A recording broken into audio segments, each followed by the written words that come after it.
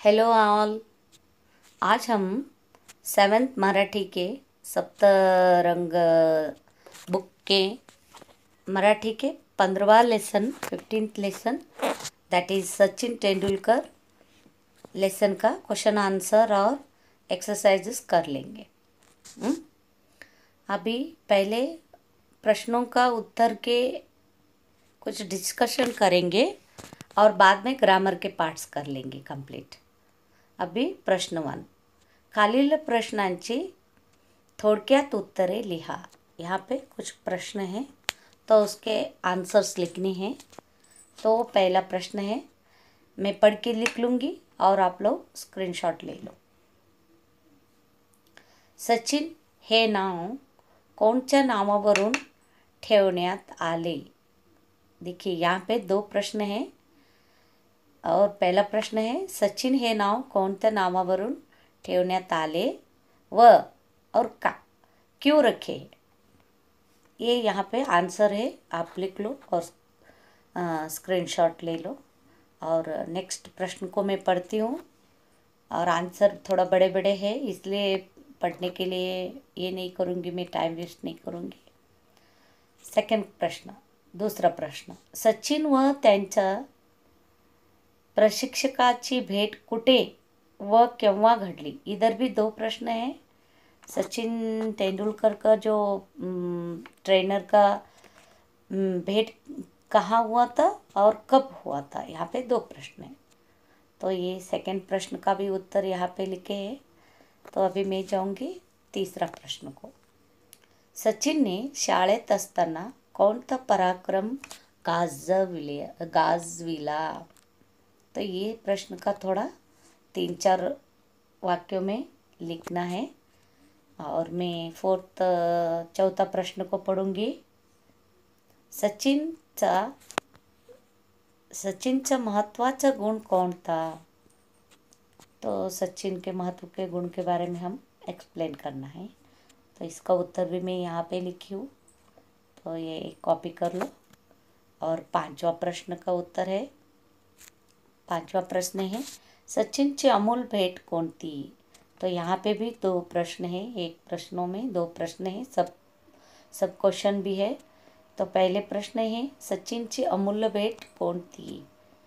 ती त्याला कशी प्राप्त झाली? यहाँ पे भी दो प्रश्न हैं, दो प्रश्नों का थोड़ा सा बड़ा उत्तर लिखना चाहिए। तो मैं यहाँ पे 4 और 6 सेंटेंस में मैं लिखी हूँ, तो आप शॉर्ट में नहीं लिखना, वो थोड़ा डिटेल में लिखना पड़ता है, तभी मार्क्स आपको मिलेगा। नेक्स्ट, अभी 6th क्वेश्चन, सचिनच्या नावावर कोणकोणते विक्रम नोंदविले आहे? तो यहाँ पे भी 3-4 सेंटेंस का आंसर है, थोड़ा डिटेल में लिखना चाहिए, एक सेंटेंस में नहीं लिखना कभी भी, थोड़ा ना आंसर क्लियरली होना चाहिए। नेक्स्ट, आता फिल इन द ब्लैंक्स के बारे में कुछ पढ़ेंगे। प्रश्न 2, रिकाम्या जागी पाठातील योग्य शब्द लिहा। तो पाठ में के चुन के कुछ योग्य शब्द चुन के यहाँ पे लिख लीजिए रिकामी जगह पे। राजापूरच्या येथील मराठी कुटुंबात सचिनचा जन्म झाला। राजापूरच्या ये आंसर है। तो दूसरा, सचिनने या खेळात 320 धावा काढले। तो आंसर है 320। आता तिसरे, शाळेतच त्यांची भेट प्रशिक्षक रमाकांत आचरेकर यांच्याबरोबर झाली। तो ये रमाकांत आचरेकर नाम लिखना है यहाँ पे। चौथी, सचिनचे दुसरे नाव लिटिल मास्टर आणि मास्टर ब्लास्टर ए आहे। तो यहाँ पे एक fourth fill in the blanks में दो fill in the blanks answers है। पहला वाला लिटिल मास्टर आणि दूसरा वाला मास्टर ब्लास्टर। तो पांचवा, प्रशिक्षक एसटीवर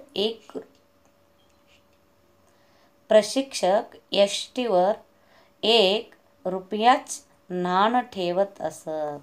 यहाँ पे आंसर है एसटी। मैंने अंडरलाइन भी कर दी सारे उत्तरों का, तो आप यहाँ पे एक रेखा खींचना भूलना नहीं आप लोग। आता प्रश्न 3, चूक ही बरोबर ते लिहा। यहाँ पे कुछ सेंटेंसेस है, तो यहाँ पे 5 सेंटेंसेस है, वो सही है क्या गलत है आप थोड़ा लिख लीजिए, वो देख के अच्छे से पढ़ के। पहला, प्रसार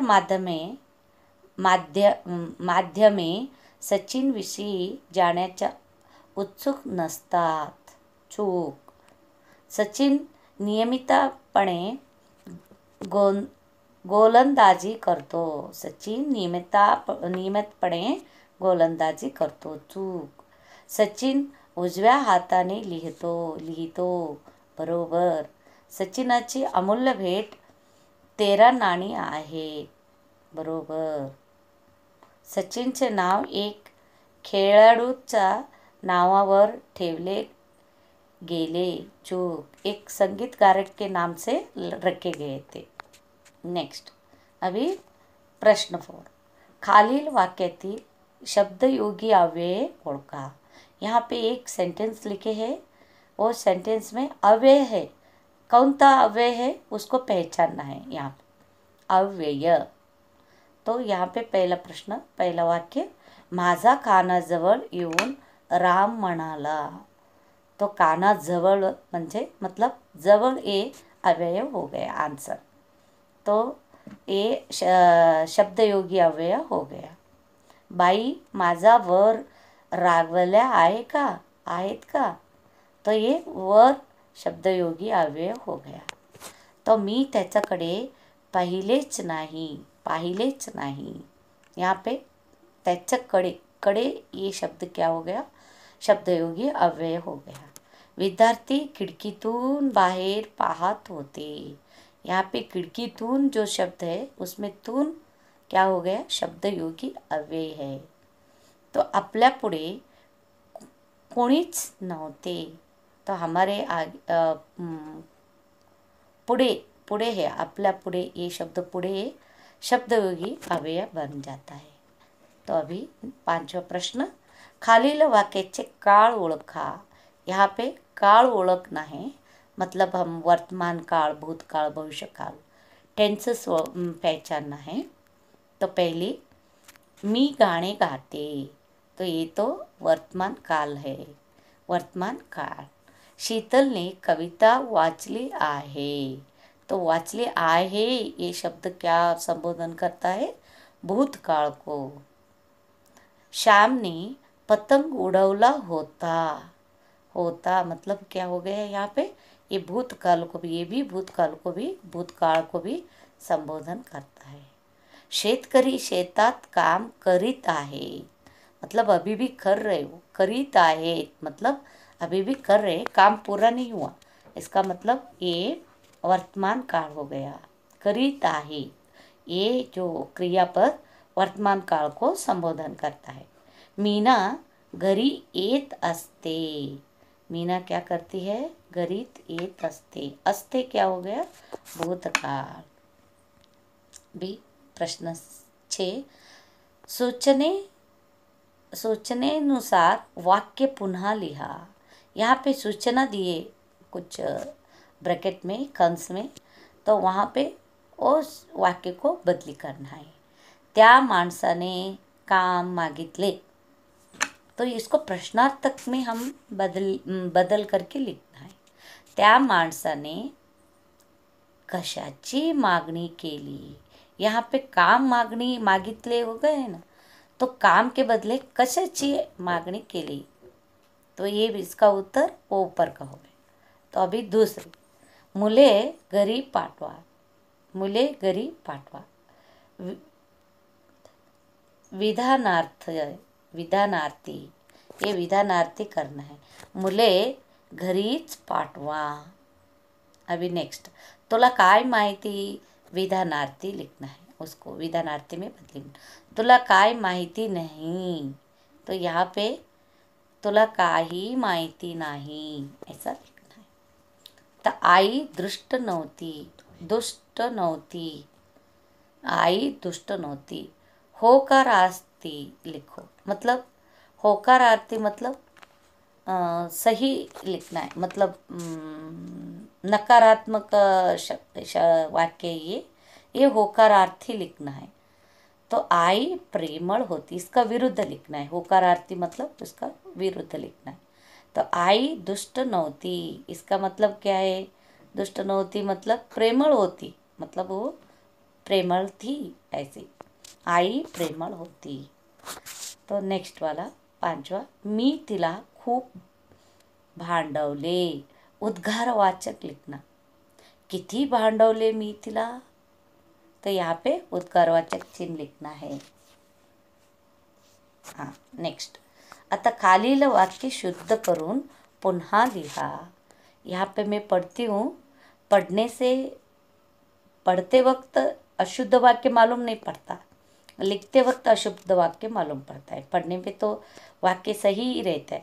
हा खरा आजचा युग धर्म, तो ये युग धर्म है, युग धर्म है, युग धर्म।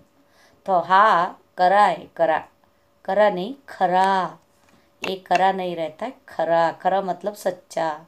हा खरा आजचा युग धर्म, युग धर्म ऐसे लिखना है। धर्म नहीं रहता है, वो धर्म लिखना है। मी गब श्रीमंत आहे, तो गब नहीं रहता है, गर्भ, मी गर्भ श्रीमंत आहे। तीसरी, प्रिय आमुचा एक महाराष्ट्र देश हा, तो प्रिय आमुचा एक महाराष्ट्र देश हा।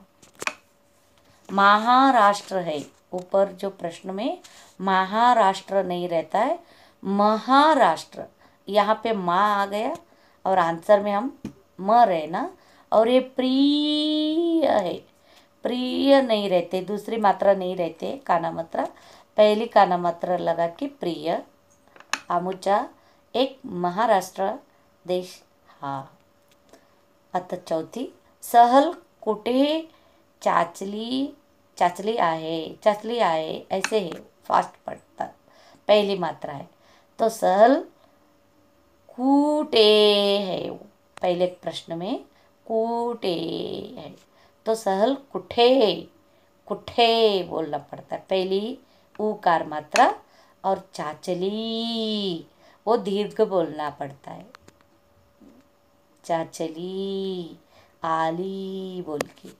तो क्रियापद ऊ मात्रा रहती है, दूसरी वेलेंटी रहती है, तो सहल कुठे चाचली आहे, तो फुल पॉइंट।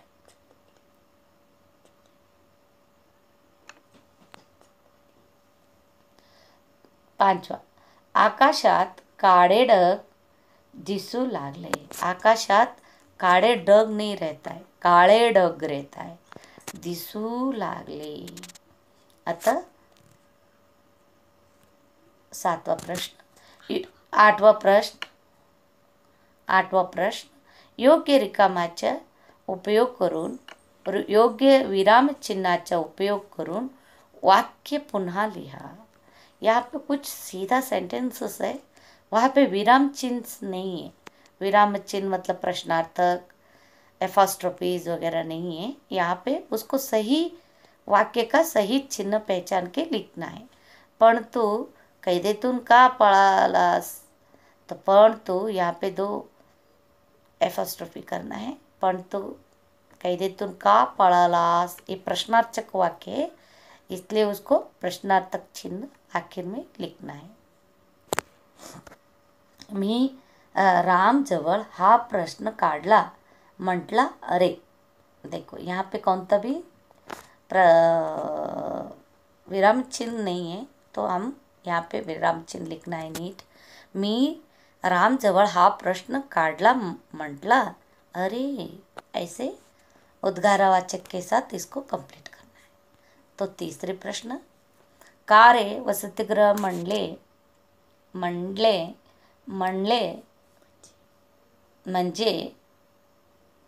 म्हणजे काय होतं, का रे वसतिगृह म्हणजे काय होतं, काय रे उद्गारवाचक करना है, तो एक्सक्लेमेटरी, वसतिगृह म्हणजे काय होतं प्रश्नार्थक चिन्ह, तो ये वाक्य पूर्ण करना.